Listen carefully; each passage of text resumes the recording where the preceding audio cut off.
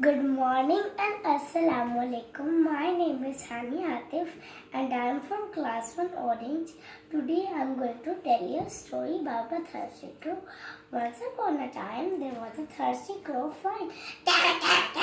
He was so thirsty that he found a pot. He was trying to drink water but his beak was not reaching the water. So he was crying, and then he thought something that I should think something what I should do. So he thinks something, and then he found some stones down.